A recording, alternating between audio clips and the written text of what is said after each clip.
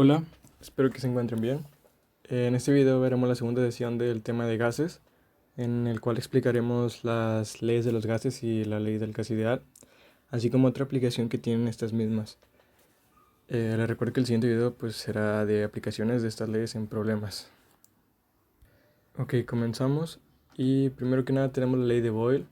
Boyle fue un químico británico que estipuló esta ley que dice que a temperatura constante, el volumen de una masa de gas es inversamente proporcional a la presión ejercida entre ella. Y le damos por la relación de presión 1 por volumen 1 es igual a presión 2 por el volumen 2. Y pues obviamente esto tiene que dar a un valor constante. Después tenemos la ley de Charles. Charles estableció una relación entre el volumen y la temperatura y dijo que un volumen de una cantidad de gas fija es directamente proporcional a la temperatura a la que se encuentra, siempre teniendo una presión constante. Tenemos aquí la expresión de la ecuación, que es volumen 1 sobre temperatura 1 es igual a una constante que viene siendo volumen 2 sobre temperatura 2. Y pues aquí tenemos una imagen que representa el cambio del volumen de este gas cuando se le disminuye la temperatura. Después tenemos la ley de Gay-Lussac, que donde se estableció una relación entre la presión y la temperatura. Tenemos que la presión es como una función a raíz de la temperatura. Esto quiere decir que a medida que la temperatura incremente, la presión también lo hará. Y aquí tenemos una gráfica para representar esto. Tenemos que a una temperatura T1 la presión es menor y al incrementar la temperatura la presión también es mayor. Esto se da cuando se presenta un volumen constante de gas. Después tenemos este triángulo que estipula la ley de los gases o su relación entre ellas.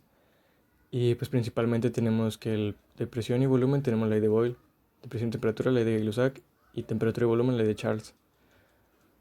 Este gráfico, grábenselo y les serviría de mucha ayuda. Continuamente tenemos la ley de Avogadro, que Avogadro la definió como que el volumen de un gas es directamente proporcional al número de moles de este gas. Esto quiere decir que a mayor cantidad de moles pues va a haber mayor volumen del gas. Obviamente aquí tenemos una imagen que representa esta afirmación.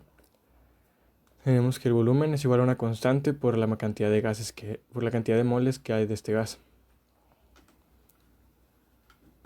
Por último, tenemos que la ley de los gases ideales, que se estableció a raíz de las leyes anteriores, como después de una conclusión y de combinarlas todas, tenemos que se escribe por medio de la expresión PV es igual a nRT, donde P es la presión medida en atmósferas, V el volumen medido en litros, N es la cantidad de sustancia medida en moles, T la temperatura y R la constante de los gases, que es aproximadamente 0.08206 litros por atmósfera sobre mol por Kelvin. Son las unidades de la constante de los gases. Pero, ¿qué es un gas ideal? Un gas ideal es aquel que cumple con las leyes de los gases en todo intervalo de presión y de temperatura.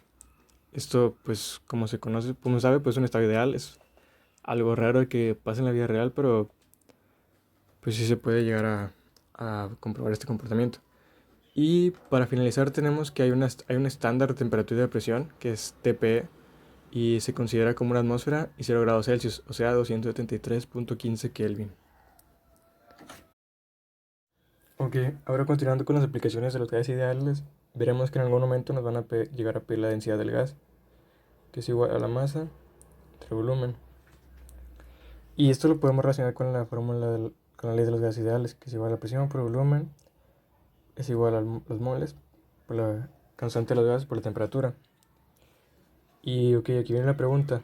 Bueno, tenemos que el volumen se encuentra en esta fórmula, pero también en esta. El problema es que tenemos la masa. ¿La masa de dónde la podemos relacionar?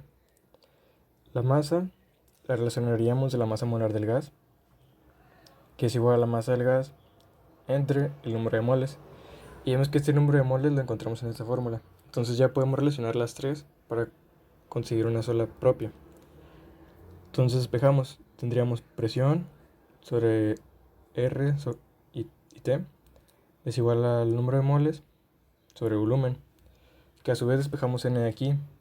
N es igual a la masa entre la masa molar del gas, y los estudiamos en esta fórmula.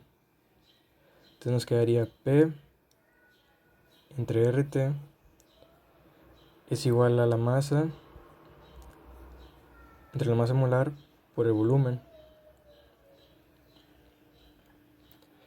Y ya solamente para sacar la densidad del gas, pues pasaríamos la masa molar multiplicando hacia el otro lado de la ecuación. Masa molar por la presión es igual sobre la constante de los gases por la temperatura, es igual a la masa del gas entre el volumen del gas, o sea, la densidad del gas.